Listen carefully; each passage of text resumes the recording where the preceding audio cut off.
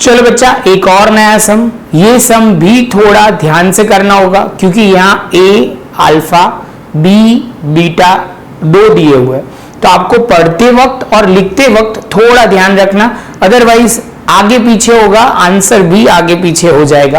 तो first of all बच्चा क्या इंफॉर्मेशन है वो पढ़ते हैं। यहाँ पे दिया हुआ if alpha and beta are the zeros of quadratic polynomial, और यहाँ पे आपको ये पॉलिनोमियल दिया हुआ है, देन इवैल्यूएट, और यहाँ करके आपको पूरा दिया हुआ है कि इसका इवैल्यूएट आप करके बताओ। तो सबसे पहले बच्चा गिवन पॉलिनोमियल जो है वो लिखना स्टार्ट करते हैं। तो सबसे पहले यहाँ पे जो दिया हुआ है यहाँ से लिखते हैं a x square plus b x plus c, ये हमें दिया हुआ है, ठीक है। तो सबसे पहले स्टार्ट करते बच्चा, तो यहाँ पे जो ध्यान में रखना है वो पॉइंट एक ही है। सबसे पहले हम sum of zero and product of zero से शुरू करेंगे। तो यहाँ लिखेंगे अल्फा प्लस बीटा, और यहाँ पे आप लिखोगे कोएफिशिएंट ऑफ एक्स, तो कोएफिशिएंट ऑफ एक्स हमारा जो है वो बी है, माइनस में आ जाएगा coefficient of x square, x square का कोएफिशिएंट मतलब आप बोलोगे सर यहाँ पे ए। सेम वे बच्चा प्रोडक्ट ऑफ जीरो, तो alpha into beta, alpha into beta, और कांस्टेंट टर्म बच्चा क्या लोगे, तो कांस्टेंट टर्म है यहाँ पे सी, और ए स्क्वायर का कोएफिशिएंट होगा ए, एक्स स्क्वायर का कोएफिशिएंट होगा ए, ठीक है। डायलॉग थोड़ा आगे पीछे हो तो समझ जाना, क्लियर है यहाँ तक। जैसे ये पॉइंट कंप्लीट होता है बच्चा, तो अब आगे जा सकते हैं हम, आगे इंफॉर्मेशन में क्या है वो उसके हिसाब से अरेंज करते जाते हैं। सबसे पहले ये हमें पूरा करना है, तो हम सबसे पहले लिखना शुरू करते हैं। ए ब्रैकेट में लिखते हैं अल्फा स्क्वायर, अपॉन में लिखा हुआ है बीटा, सेम वे बाजू में दिया हुआ है, तो आप बोलोगे सर बीटा स्क्वायर और यहाँ पे अल्फा, ये पहला ब्रैकेट खत्म। दूसरे ब्रैकेट में बी, और यहाँ पे लिया हुआ है अल्फा एंड बीटा, थोड़ा बोलोगे सर ये थोड़ी लाइन आपको छोटी करनी पड़ेगी, तो यहाँ पे हम लेते हैं, यहाँ पे लेंगे बीटा अपॉन अल्फा। यहाँ तक इतनी इंफॉर्मेशन हमें दे के रखी हुई है।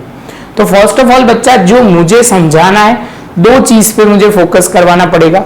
ये सम हमने जहां से शुरू किए से लेके अब तक, ये दो चीज आपको फॉर्मूला क्लियर होनी चाहिए। तो यहाँ पे बच्चा लिखेंगे alpha plus beta whole square, तो आप बोलोगे सर ये आइडेंटिटी तो हमें बहुत क्लियर है, जहां पे कुछ ज्यादा प्रॉब्लम नहीं होगी, तो आप लिखोगे alpha square plus beta square minus, आप बोलोगे प्लस पहले लिखो सर, प्लस अल्फा बीटा। अब आप बोलोगे सर यहाँ पे जरूरत पड़ी तो हमने लिख दिया alpha plus beta whole square, और यहाँ माइनस करके लिखोगे दूसरी साइड, तो यहाँ पे हो जाएगा alpha square and beta square. यहाँ तक कोई डाउट नहीं आना चाहिए। सेम वे बच्चा दूसरा एक यहाँ जरूरत पड़ेगी, तो यहाँ पे आपको वो लिखना है a प्लस बी का होल क्यूब। तो आप बोलोगे सर ये आइडेंटिटी तो बहुत क्लियर है, यहाँ पे होना चाहिए ए क्यूब प्लस, आप बोलोगे सर ए बी की जगह अल्फा बीटा लिखते तो ज्यादा प्रॉपर होता, क्योंकि हमें जरूरत अल्फा बीटा की है, तो अल्फा प्लस बीटा का होल क्यूब, तो आप बोलोगे sir alpha cube plus beta cube plus 3 into alpha beta, bracket में होगा अल्फा प्लस बीटा। इसको बच्चा अल्फा क्यूब और बीटा क्यूब के फॉर्म में ला देते, तो यहाँ पे लिखा अल्फा प्लस बीटा का होल क्यूब, और यहाँ माइनस में 3 अल्फा बीटा और ब्रैकेट में alpha plus beta is equal to, ये चीज ले लिखी अल्फा। अब बोलोगे सर ए मत लिखो, ए में कंफ्यूजन आ जाएगा, तो alpha cube plus beta cube. बस बच्चा ये आइडेंटिटी पे ही पूरी गेम है, ये आपको समझ में आता है तो पूरा सम सॉल्व हो जाएगा, ये समझ में नहीं आया तो बच्चा बहुत कंफ्यूजन होगा।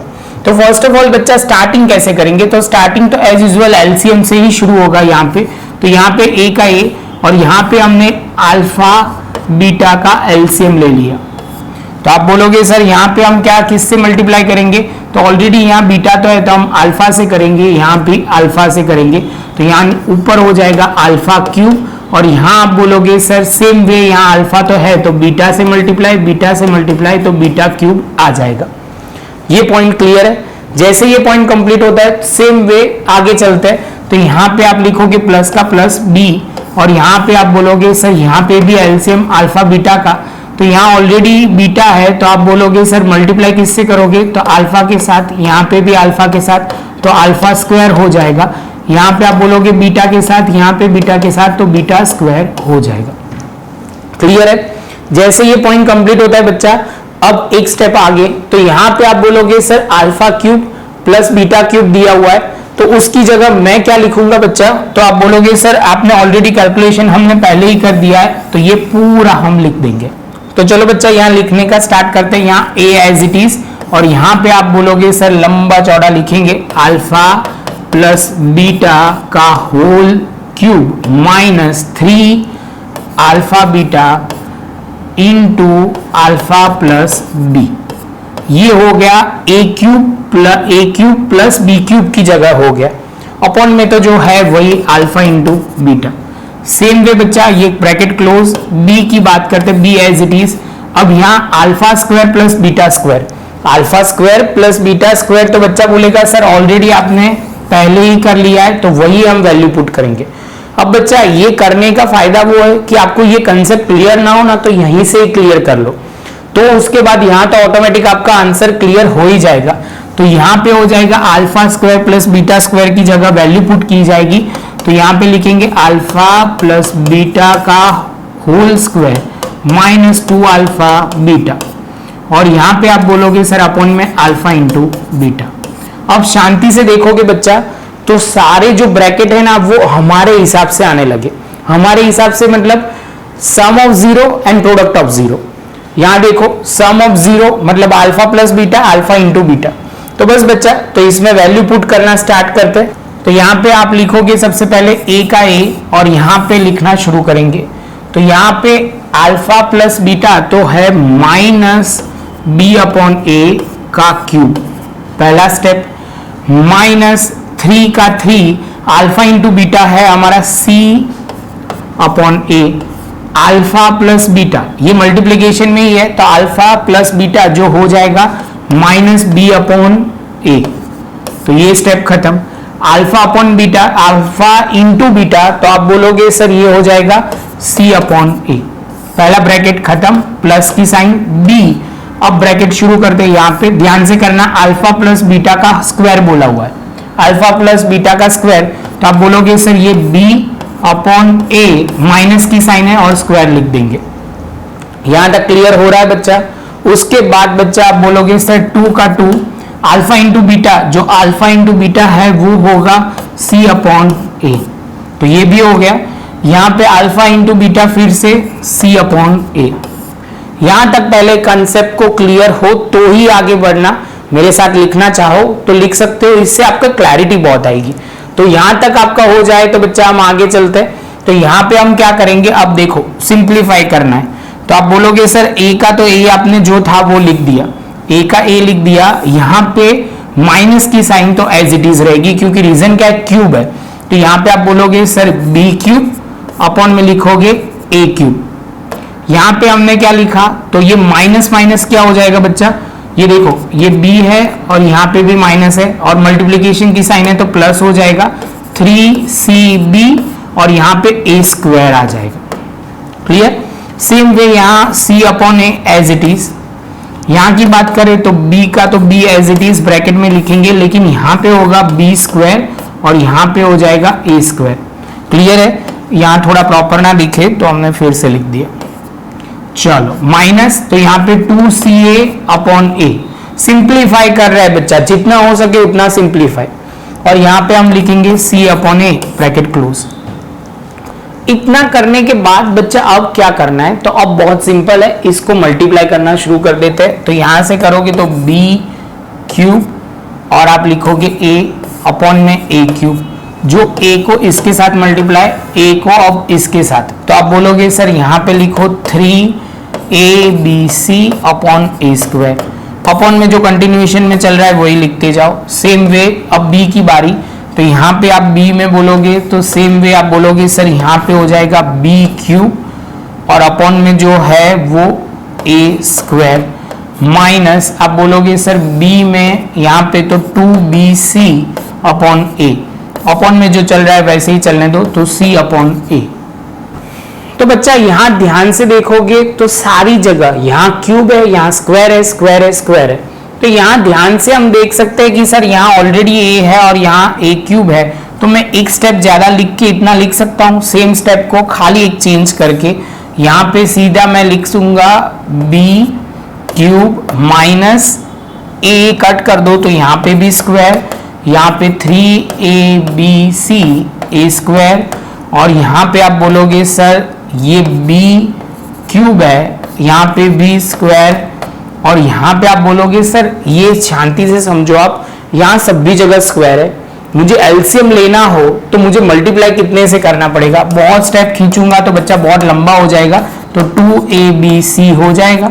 आप बोलोगे सर ऊपर भी मल्टीप्लाई करो नीचे भी मल्टीप्लाई करो, तो सिंपल है, सब में ए स्क्वायर आ जाएगा, abc अपॉन ए स्क्वायर। अब बच्चा ध्यान से देखो, इसके डिनोमिनेटर में c अपॉन ए है और यहाँ पे भी c अपॉन ए है, तो बेस हमारा सेम है, तो हम लिख सकते हैं यहाँ c अपॉन ए एक ही बार, क्योंकि लिखने का कोई मतलब नहीं है, वो तो आपको क्लियर है कंसेप्ट। जैसे ये होता है उसके बाद बच्चा बहुत सिंपल है, हम यहाँ पे एक जो ए स्क्वायर सब में नॉर्मल है, तो हम यहाँ पे लिख देंगे b cube plus 3abc plus b cube minus 2abc, और यहाँ पे आप लिखोगे c upon a into a square. समझ में आ रहा है बच्चा जो मैं स्टेप बोल रहा हूँ? बहुत सिंपल है, एक एक स्टेप पे आपको फोकस करना है। थोड़ा मैं आपको रिवाइज ऐसे बीच में करने का तो मतलब नहीं है, लेकिन थोड़ा ध्यान रखोगे तो क्लियर हो जाएगा। इसके बाद स्टेप बहुत कम है। अब यहाँ पे ए स्क्वायर है, ये ए स्क्वायर है और ये ए है, तो आप बोलोगे सर यहाँ पे हो जाएगा c इंटू ए, या सिंपल वे में बोलो आप सी ए, खाली लिख लेते, ए कट हो जाएगा, ए 2a है तो 2 में से 1 कट हो जाएगा, तो बचेगा कितना a। फिर से कई बच्चों को इसमें डाउट है तो मैं लिख देता हूँ, ए स्क्वायर मीन्स ए स्क्वायर अपॉन ए, तो इसका कहने का मतलब ये हुआ a इंटू ए कट हो गया तो एक a बचेगा। यहाँ पे आप शांति से देखोगे तो ये बी स्क्वायर और बी क्यूब कट हो जाएगा, बी क्यूब कट हो जाएगा। कई बच्चे बोलेंगे बहुत छोटा दिख रहा है, क्लियर है? और यहाँ पे ध्यान से देखना बच्चा, ए बी सी है जो हमने नहीं लिखा। तो उसके बाद बच्चा आप बोलोगे सर अब क्या करना है, तो आप सिंपल 3abc में से 2abc जाएगा तो कितना आ जाएगा abc। फिर से एक बार बोल रहा हूँ, 3 में से 2 जाएगा बचेगा 1, तो हमने एक abc लिख दिया। अब ca बोलो तो यहाँ से सिंपल a कट करो, a कट करो, c कट करो, c कट करो, तो आंसर क्या आ जाएगा, b आ जाएगा, जो हमारा फाइनल आंसर है। बच्चा थोड़ा कैलकुलेशन लंबा तो है, मैं जेन्युइनली बोलूं तो छोटा तो नहीं बोला जाएगा, लेकिन आपको थोड़ा समझ के करोगे तो प्रॉब्लम नहीं आएगी। और भी थोड़ा छोटा कर देते हैं, दिख रहा है बच्चा, इतना छोटा करने से कोई मतलब नहीं है। हाँ देखो, चलो दिख रहा है तो प्रॉपर एक बार क्लियर कर लो, बहुत सिंपल है। स्टेप बाय स्टेप जो सर जा रहा है उसके अकॉर्डिंगली आप पहले देख लो, क्लियर कर लो तो प्रॉब्लम नहीं होगा। खाली थोड़ी प्रैक्टिस करनी पड़ेगी और कुछ नहीं है, दो जगह पे एलसीएम सब कुछ वही है, खाली बस आपको बेस क्लियर करना पड़ेगा, यहाँ से यहाँ, यहाँ से यहाँ। कई स्टेप ऐसा है कि हम पहले स्टार्टिंग में कर सकते थे लेकिन हमने किए नहीं थे, वो एक बात अलग है। पैरेलल एक साथ 2 चीज 3 चीज करने से बच्चे कई बार कंफ्यूज हो जाते हैं, इसलिए हमने थोड़ा लेट ही किया हुआ है, जिससे आपको कंसेप्ट क्लैरिटी हो जाएगी। तो बच्चा मिलते हैं नेक्स्ट लेक्चर में नए एक सम के साथ।